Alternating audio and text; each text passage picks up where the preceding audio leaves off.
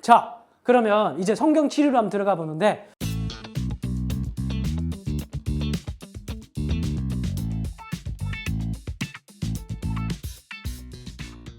성경 지리가 느낌만 가지고 가세요. 느낌만. 대충 어느 지역에, 그러니까 창조, 출가, 사도, 분포, 기중, 복, 교회 시대까지 각 시대마다 요 배경이 대충 어느 지역쯤인가만 보시면 됩니다. 자, 보시면 창조시대. 창조시대는 어딜까요? 여기입니다. 메소포타미아. 여기서 이제 뭐 아브라함이 이제 여기 살다가 쭉 와가지고 이제 이스라엘로 오는 이제 그런 이야기죠. 그 다음에 족장시대. 족장시대가 되면 이제 여기 와서 살죠. 족장들이. 여기 있다가 이제 이렇게 옵니다. 그리고 출애굽 시대는 어딜까? 여기 이집트. 번쩍거리고 있어요. 이집트. 여기 이제 갔다가 이집트와 이스라엘이 어때요? 지리적으로. 되게 가깝죠. 영향을 많이 미칩니다. 얘네들이. 그리고 가나안 정복 시대부터 해서 분열 왕국 시대까지 거의 다 여기에서 진행이 됩니다. 그러니까 이제 요 지명들은 전부 다 나중에 우리가 돈 많이 벌면 꼭 가봐야 되는 성지순례 가야 되는 곳이죠. 자, 그리고 포로 시대는 어딜까? 다시 여기로 사로잡혀가죠. 다시 이쪽이 이제 배경이 됩니다. 그리고 귀환은 어떨까? 귀환은 여기 돌아와서 이쪽으로 다시 살죠. 그러나 귀환 시대는 이제 이쪽 지역에서 영향을 미치고 있죠. 그래서 같이 표기를 했습니다. 그리고 난 이후에 이제 갑자기 넓어집니다. 그죠? 중간기 시대가 되면은 이제 로마부터 해서 헬라가 이제 헤게모니를 장악하게 되고, 그럼 로마로 넘어가면서 이쪽이 전체 세계를 지배하게 되는 중간기 시대가 됩니다. 중간기 시대에 먼저 그리스가 패권을 잡고, 그 다음에 여기에 이제 그 헬라 시대. 헬라 시대가 도래하고 난 이후에 헬라가 분열이 되면서 여기 셀류쿠스 왕조와 프톨레마이오스 왕조 두 왕조가 여기에 갈라져서 건설을 하게. 여기 헬라 제국이에요. 중간에 누가 껴있냐면 얘들이 껴 있어요. 자, 그리고 이제 로마로 넘어가게 되고 이쪽이 전체 세계를 지배하게 되는 중간기 시대가 됩니다. 그러니까 왜 예수님이 이때 오게 됐는지 그 느낌을 좀 보라는 거야. 그지? 이제 전역에 통치하게 됩니다. 그리고 이제 복음 시대가 되면서 신약 성경으로 가면 어디로 갑니까? 다시 가나안으로 이제 가게 되는 거예요. 집중이 카메라가. 그리고 교회 시대가 되면 이 예루살렘의 전체를 다 삼킵니다. 땅까지 해서 복음을 증거하라. 그러면서 로마 세계 전체에 큰 파동을 일으키는 게 이제 교회 시대가 됩니다.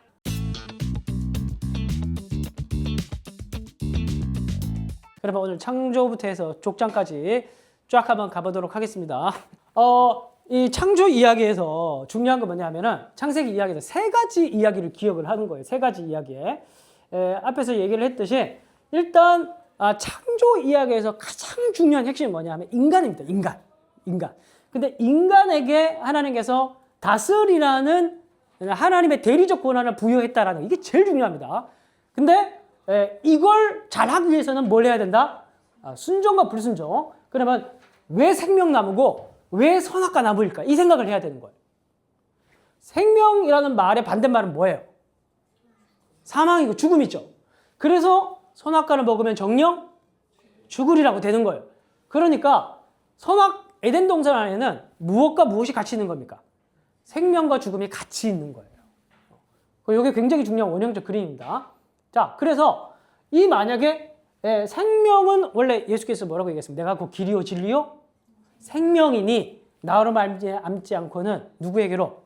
아버지께로 갈 자가 없다고 얘기하죠. 그러면 그 아버지는 누구예요? 예수께서 생명이라고 했으니까. 에덴 동산 그림으로 얘기하면 하나님 누구예요? 생명나무죠. 이해가 되세요? 그래서 여러분 에덴 동산에 나오는 생명나무가 어디에 또 나와요? 여기서 끝나고 그 집에 안 나오다가 계시록에 나와요. 계시록에. 네? 계시록에. 그러니까 에덴 동산의 핵심은 뭐냐면 생명나무를 먹어야 살 수 있다는 걸 얘기를 하고 있는 거예요. 그러면 쫓겨났다는 말은 무슨 말이에요?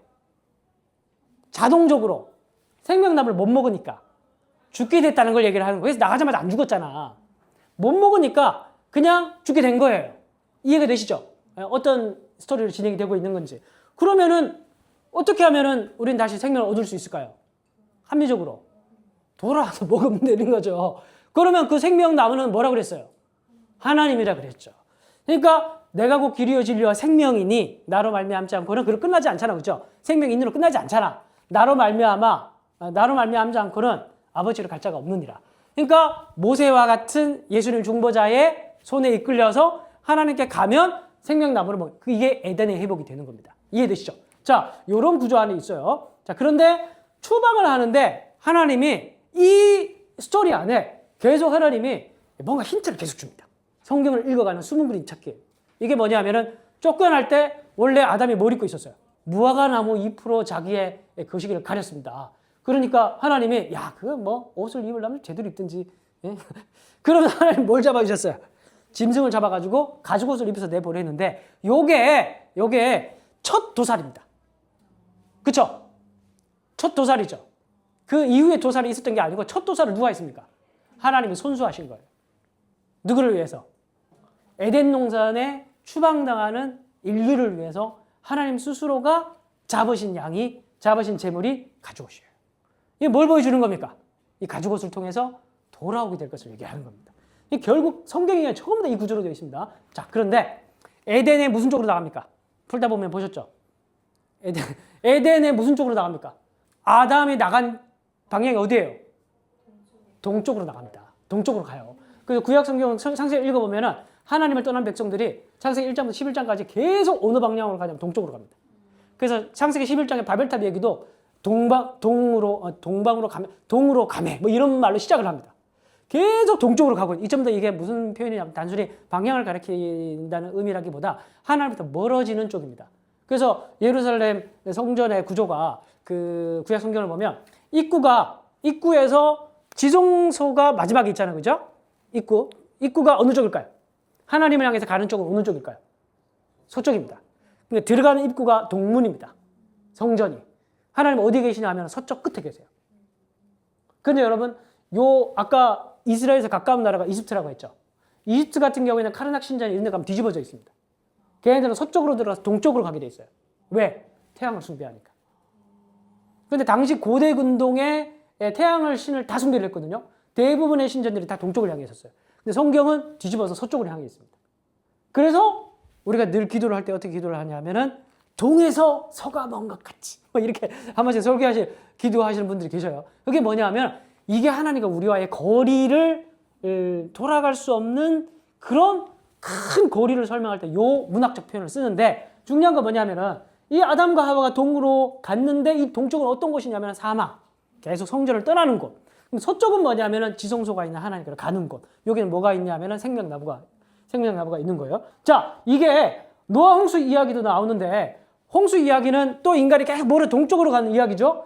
그런데 여기서 또 뭐 그냥 끝나는 게 아니라 뭐가 있습니까? 방주가 있죠. 여기는 요 방주도 이제 그 하나님의 일하시는 방식을 얘기를 하는 거고 바벨탑 이야기도 결국 인간의 죄악을 얘기하는 거지만은 여기서 바벨탑 이야기 속에 바벨탑 이야기가 뭘로 끝나냐면은 아브라함 이야기로 이제 끝나죠. 그러면서 하나님께서 아브라함을 통해서 갈대아 우르에서 부르시는 그런 장면이 나옵니다. 그래서 결국에는 이 아브라함 이야기는 뭐냐면은 이 기로에 있는 겁니다. 계속해서 에덴 동산에부터 시작을 해서 바벨탑에 이르기까지 죄의 시작과 확산이 계속 진행되고 있고 그 다음에 아브라함의 이야기 그 속에서 하나님께서 아브라함의 이야기를 시작한 것은 이제 구속사의 하나님의 시작과 구속사가 어떻게 예수님까지 쫙 확산해 갈 것인가에 대한 그 기로에 서 있는 게 아브라함의 이야기가 되는 겁니다. 자, 창조시대 넘어갔습니다. 이제 족장시대로 가보도록 하겠습니다. 족장 이야기에서도 우리가 앞에 제가 쫙 한번 전체 스케치를 해드렸죠. 스케치를 한번 쫙 하고 난 뒤에 보니까 성경에서 얘기하는 굵은 줄기들은 계속 반복된다는 게 느껴지죠. 전체 가장 중요한 원형적 그림은 뭐냐면 사망과 생명입니다. 그래서 예수님의 복음 사건도 뭘로 성취가 됩니까? 죽음으로 안 끝나잖아요. 그렇죠? 부활 생명으로 끝나고 우리도 살리기 위해서 뭘 주십니까? 성령을 주시죠. 그래서 예수님이 죽음에서 살아나셨다는 표현은 반드시 수동태로 사용됩니다. 헬라 원문을 보면. 그러니까 예수님이 살아났다가 아니고 하나님이 일으키셨다고 표현되어 있습니다. 다 수동태입니다. 왜냐하면 하나님이 어떻게 일으키셔요? 살리는 영이 뭡니까? 생명의 영이. 하나님의 영은 성령이죠. 그죠? 그래서 결국에는 여러분 창세기 아까 이제 뭐 시간이 없어서 얘기를 안 했는데 창세기 창조 이야기 대체 하나님 천지를 창조하시니라 뭐 땅에 흑암에 혼돈하고 공허함이 그 머리 얘기하다가 하나님의 영은 수면 위에 운행하시니라. 혼돈의 세계가 있는데 처음부터 창조 전부터 뭐가 등장하는 겁니까? 성령님이 등장하시는 거예요. 성령님이 뭘 감싸고 있습니까? 혼돈의 세계를 감싸면서 생명 부활을 기다리고 있는 거예요. 결국 성경이 시작부터 에덴 동산 이야기가 생명과 죽음에 대한 내용인데 우리는 그러니까 아브라함 이야기도 시작을 할 때 아브라함이 갈대아 우르에서 12장에서 얘기가 시작되는데 11장 마지막에 족보 얘기에서 아브라함의 현재 상황에 대한 한 표현이 그의 현재 안 좋은 한 상황에 대해서 잠깐 언급을 합니다. 그게 뭐냐면 사라가 불임이다. 이렇게 얘기합니다. 그리고 아브라함의 아버지 데라는 아들이 죽었다. 이렇게 얘기합니다. 그러니까 아버지 데라와 아들 아브라함은 둘 다 무슨 문제가 있는 거예요? 죽음이라는 문제가 있는 거예요. 데라는 무슨 문제? 아들이 먼저 죽고 떠났어요. 아브라함은 무슨 문제? 사라의 태가 죽어서 생명을 만들어내지 못해요. 누구를 얘기하는 거예요? 인류를 얘기하는 거죠. 하나님의 생명을 떠나서 죽음 가운데 놓여있는 스스로 살지 못하는 인류에 대한 죽음을 얘기하고 있는 겁니다. 요 얘기로 아브라함이 시작을 하는 거예요. 그 아브라함 이야기는 무슨 얘기가 되는 겁니까? 인류에게 생명을 주신 하나님에 대한 얘기가 아브라함 이야기부터 진행될 것이라는 사인이 되는 겁니다. 자, 그래서 하나님께서 땅과 자손에 대한 약속을 하시고 열방에 복이 되게 하겠다. 그리고 그렇게 약속을 하십니다. 조건이 있어요. 그 아브라함 이야기에서. 자, 또 하나의 큰 틀이 있어요. 첫 번째 뭐라 그랬죠? 생명과 죽음이라는 큰 틀. 그죠? 죽음 가운데 건지실 분은 우리 하나님밖에 없다라는 것을 보여주고 있는 것이고, 그런데 이것으로 부름을 받은 자는 뭘 해야 생명으로 갈 수가 있는 거예요? 그렇죠. 그래서 아브라함에게 순종의 조건은 뭐예요? 현재 아브라함이 있었던 것이 아까 메소포타미아 지도 봤죠? 거기가 바벨탑 그 남쪽에 갈대아 우르가 메소포타미아의 남부 쪽입니다. 갈대아 우르가 어디냐면 바벨탑에 세워진 것이고 아브라함이 떠났던 곳이 11장 마지막 그 장면이에요. 거기 살던 사람이에요. 근데 그 장면에서 하나님께서 아브라함을 어떻게? 넌 거기서 뭐 해야 된다? 떠나라고 얘기를 합니다. 동에서 어디로 가는 겁니까? 서로. 메소포타미아가 어디 있어요? 동방이죠. 거기 기준으로 봤을 때 이스라엘은 어느 쪽이에요? 서쪽이죠. 그래서 동에서 서로 가는 겁니다. 자, 그래서 조건이 뭐냐면 동에서 서로 가야 돼. 하나님께로 가야 돼. 떠나야 되는 게 조건이야. 우리가 보통 하나님을 믿는다라고 이렇게 교회 오면 믿음을 많이 강조를 하는데 구원 얻는 믿음이란 무엇인가? 이제 이런 생각들을 좀 하잖아요. 내가 믿습니다라고 얘기를 하면 그 믿음으로 인해서 내가 구원을 받는다고 생각을 했는데, 예? 근데 우리가 아브라함이 믿음의 조상인데 아브라함의 이야기만 보더라도 아브라함의 이야기를 통해서 그려내는 성경이 말하는 믿음이라는 것은 그렇게 쉽게 우리가 정의할 만한 내용은 아니라는 거지. 아브라함 이야기를 보면 총 4가지를 포기합니다. 처음에 아브라함 약속의 땅으로 갔는데 처음에 하나님께서 시작을 한 건 뭐냐면 일단은 떠나라는 것이죠. 본토 친척 아비 집을 떠나. 첫 번째 조건이 뭐냐 하면 일단 떠나야 되는 거예요. 두 번째 뭐예요? 그래서 약속의 땅에 갔는데 기근이 들었죠. 그 이집트로 갔어요.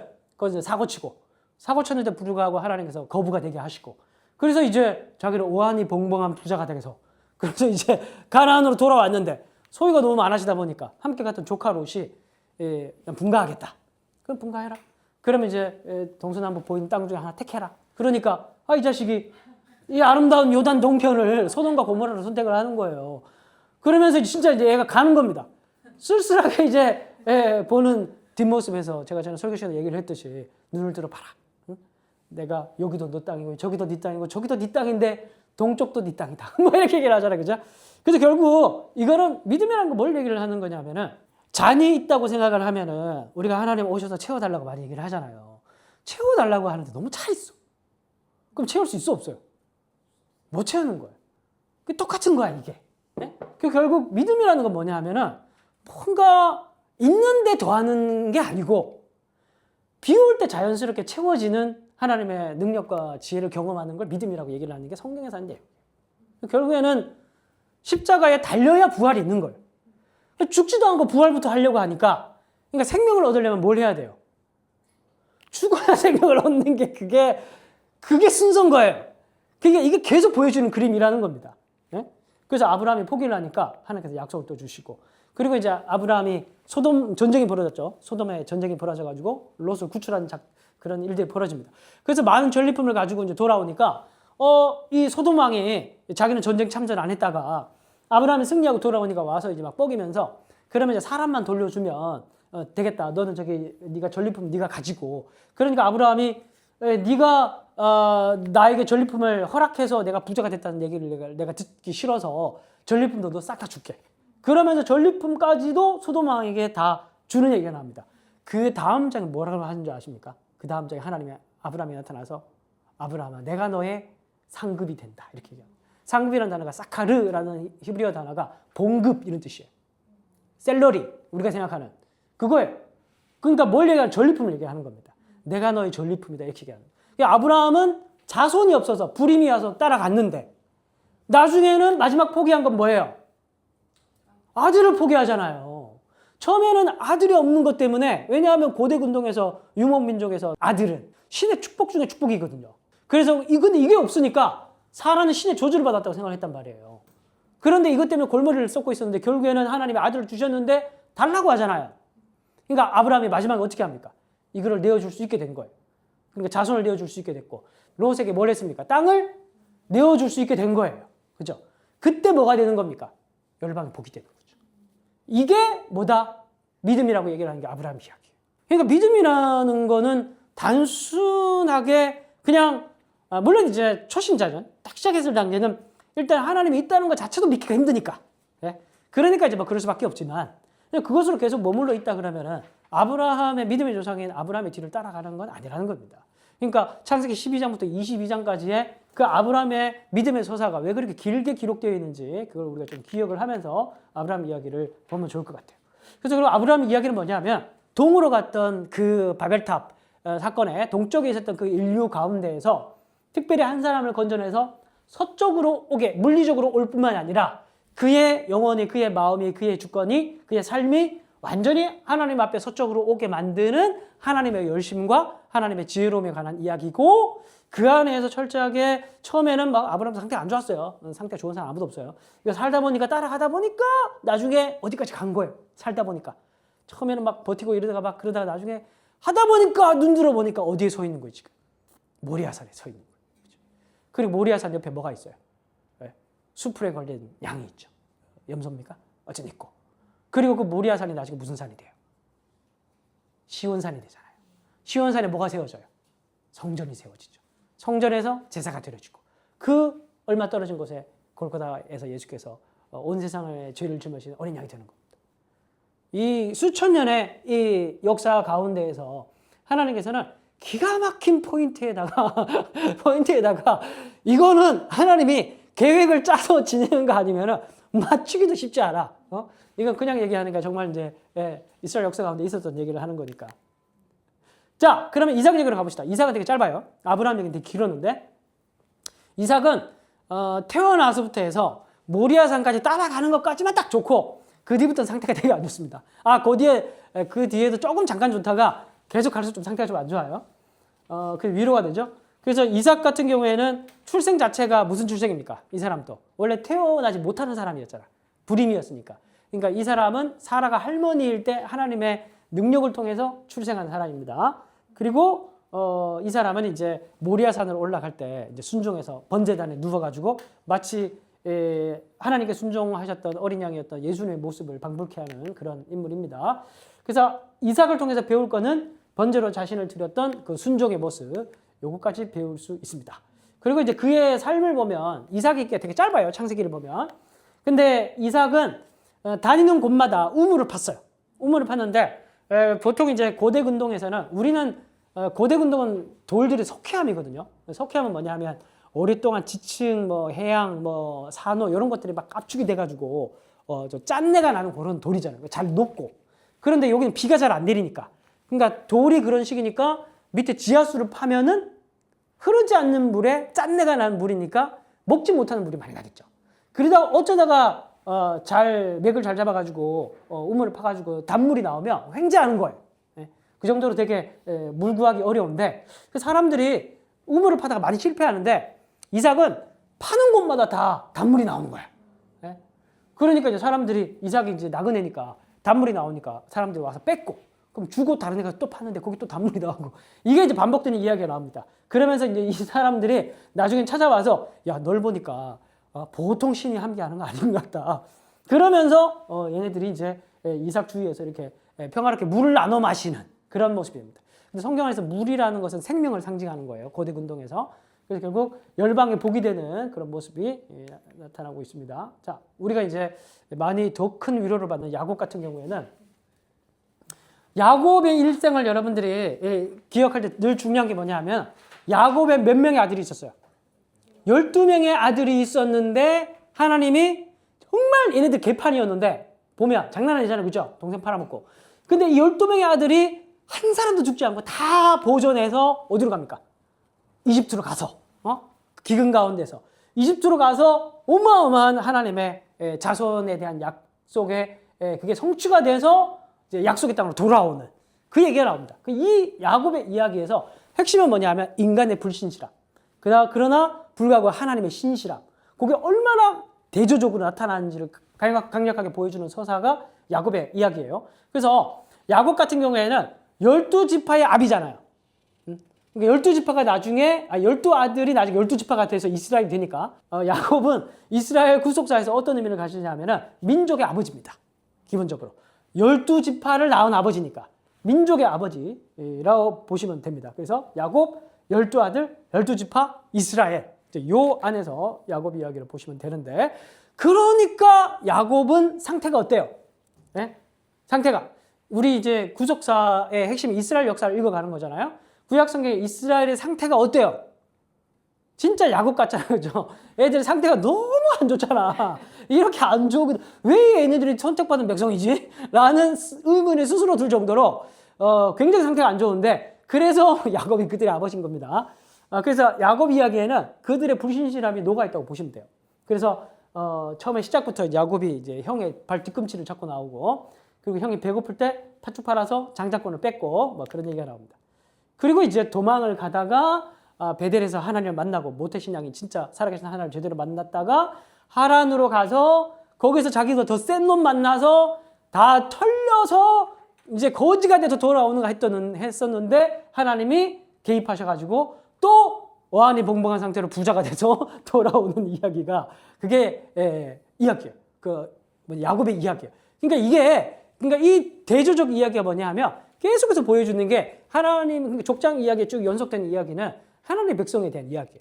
그러니까 우리의 불신실함을 보면서 살아가는 게 믿음이 아니라 하나님의 신실하심을 계속 주목하면서 보며 살아가는 그게 하나님 백성이 가지고 있는 중요한 믿음의 태도라는 것을 보여주고 있는 겁니다. 그러면서 얘도 이제 거부가 되어서 이제 돌아오고 와이프도 4명이나 고대근동이니까 해서 돌아오고 뭐 그런 얘기가 나옵니다. 그러면서 이제 아브라함, 이삭 다 자식이 많지 않았어요. 아들이 많지 않았어요. 근데 야곱 같은 경우에는 12명의 아들 쫙 이제 생기는 겁니다. 그러면서 상태가 제일 안 좋았는데 어떻게 보면 복을 제일 많이 받았어요. 그래서 이제 얘가 에서와의 갈등이 있어가지고 돌아올 때 많이 고민을 하잖아요. 그죠? 그래서 자식들 먼저 다 보내놓고 야복강에서 갈까 말까 그냥 고민하고 있는데 이제 하나님과 씨름을 하면서 한도뼈가 부러지고 이때 하나님이 새로운 이름을 주십니다. 야곱 대신 뭐라고 합니까? 이스라엘. 하나님과 겨루어 이긴 자. 이거 역설적인 의미죠. 앞으로 까불지 마라 얘기인데 하나님께 도전하지 마라. 이제 하나님을 뼈가 부러져서 하나님을 의지할 수밖에 없는 자. 이제 그렇게 이름이 바뀌게 되는 겁니다. 자, 그런데 요 얘기로 끝나는 게 아니고 이 족장들의 이야기 속에 하나님 백성의 이야기가 결국 믿음이라는 게 무엇이고 구원이라는 게 무엇이고 어떻게 하면 우리 인생 가운데 생명이 오는 것인가에 대한 그 중요한 실천적 의미를 많이 보여주는데 하나님이 우리가 불신실하고 우리가 불순종할 때 그렇다고 하나님께서 우리를 지옥 보내주시지는 않습니다. 왜냐하면 하나님은 끝까지 책임지시는 분이기 때문에 하나님의 자존심 상에서라도 끝까지 책임을 지십니다.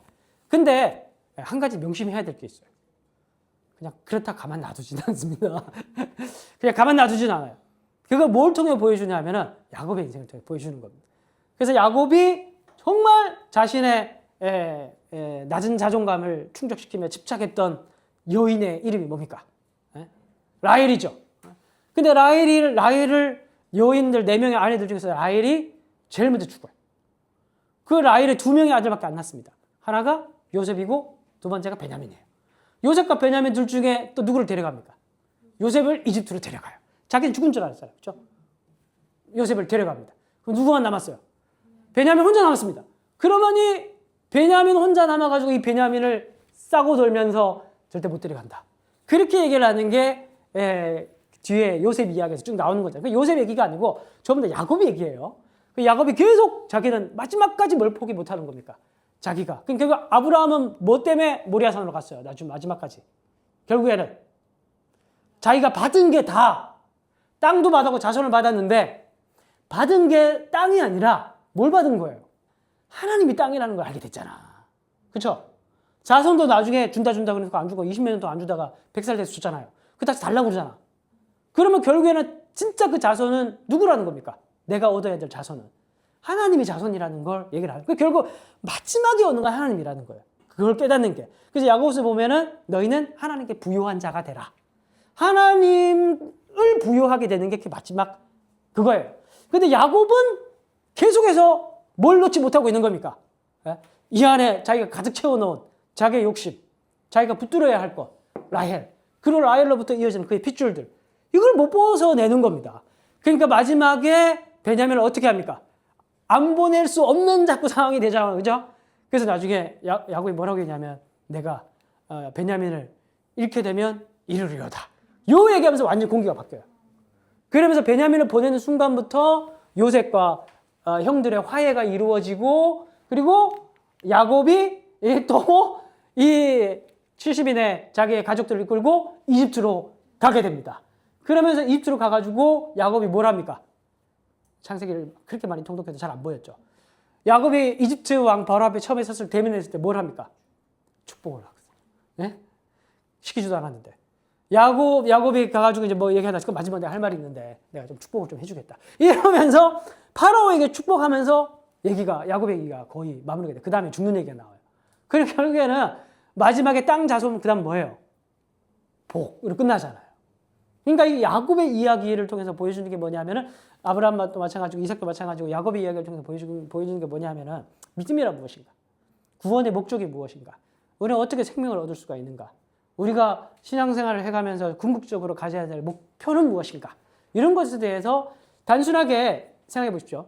성경을 읽어간다라는 것이 그냥 어떤 교리적인 문장이 돼 있어가지고 이렇게 하나님을 뭐 사랑하십시오, 부여해 주십시오 이렇게 여러분들만 돼 있다고 한다면 여러분들이 그게 마음의 울림이 있습니까 없습니까? 처음에는 뭐 좀 있겠지만 계속 그것만 본다고 한다면 없겠죠. 그래서 성경은 뭐로 돼 있어요? 이야기로 돼 있거든요. 그러니까 그 이야기는 무슨 이야기가 된다는 겁니까? 모형적이고 원형적인 얘기가 된다는 거예요. 그 이야기는 누구의 얘기냐면 우리의 이야기. 오늘도 하나님이 우리를 그렇게 하나님께 부유한 정말 열방의 복이라는 그 하나님께 부유해져서 우리 주변에 속해 있는 모든 것들을 부유하게 만드는 자로 만인의 제사장으로 세우고 싶어 하시는 것이 하나님의 뜻과 계획이 그게 진짜 구원인데 그거 해가는 방식과 과정이 족장들의 이야기 속에 녹아 있다는 걸 보여주는 겁니다. 이걸 신뢰하며 하나님을 따라가는 걸 가리켜서 믿음이다라고 얘기를 하는 거예요. 그래서 결국에는 전 인생을 통해서 자기 백성들 만들어 가신 이야기입니다. 요 사이에 꼽사리로 껴있는 게 요셉 얘기입니다. 그 요셉 얘기는 독자적인 얘기가 아니라 야곱 얘기로 시작해서 야곱의 얘기로 끝나는데 이 이야기를 풍성하게 만드는 역할이 요셉 얘기예요. 그래서 족장이라고 얘기했을 때 아브라함과 이삭과 야곱이라고 얘기하지 요셉은 얘기 안 합니다. 이해가 되시죠? 그래서 요셉은 마치 예수님과 같은 사람이에요. 갑자기 쑥 나타났다가 사라져요. 12지파가 요셉 지파 있어 없어요? 없죠. 요셉의 두 아들 므낫세와 에브라임 요 두 사람을 아들로 올리고 요셉은 사라집니다. 그래서 중간에 고난과 인내와 순종의 역할만 딱 하고 사라집니다. 요셉이 몇 냥에 팔렸습니까? 은 20에 팔립니다. 예수님은 물가가 올라서 은 30. 그래서 왜냐면 물가 오르잖아, 그죠? 이게 그러니까 이 요셉의 이야기 자체가 너무나 놀랍게 예수님의 모습을 탁 닮아 있어요. 모든 얘기가 팔려가는 얘기도 마찬가지고 구덩이에 들어갔다가 하나님의 능력을 구원받아서 총리가 되어서 가뭄의 아래 놓여 있었던 죽음의 생명들을 살리는 이야기도 마찬가지고 그러고는 싹 사라져요. 그리고 12지파가 완성이 됩니다. 성경 이야기가 참 재밌습니다. 결론. 그래서 이 이야기는 무슨 족장 이야기, 창세기 이야기는 창조 이야기 무슨 얘기냐면 사망에서 생명으로 가는 이야기입니다. 그래서 이 우리를 사망의 생명으로 끌고 가시는 가운데 여기에서 하나님의 능력과 지혜와 은혜가 나타나는 것인데 늘 우리가 신앙생활을 하면서 늘 기억해야 될 것이 무엇이냐면은 하나님은 어떤 분이시냐는 거예요. 어떤 분. 이걸 구체적으로 잘 모르고 우리가 계속해서 우리가 가지고 있는 신관념을 가지고 성경을 읽어가다 보면 우리가 원하는 부분만 자꾸 읽게 되는 거예요. 복 주시고 뭐 그렇게도 하시는데 근데 그 복이라는 게 뭔가를 또 가만 생각해 보면 우리가 사망에서 생명으로 옮겨지는 게 하나님 입장에서는 그게 복이라는 겁니다. 그러기 위해서 때로는 능력으로 행하시고 지혜롭게 행하시고 그 지혜 가운데 섭리라는 게 있어서 지금은 하나님께서 우리를 고난 가운데 주시면서 또 하나님 섭리를 이끌어가게 하시고 그리고 우리가 믿음이라는 건 그러니까 그게 다채롭고 풍요롭고 세부적인 내용으로 들어가 보면 순종, 내어드림, 인내, 이웃과의 화평 그리고 고난 가운데의 소망 이런 것들이 총체적으로 담겨 있는 다채로운 그림이 믿음이다라고 얘기할 수가 있는 것입니다.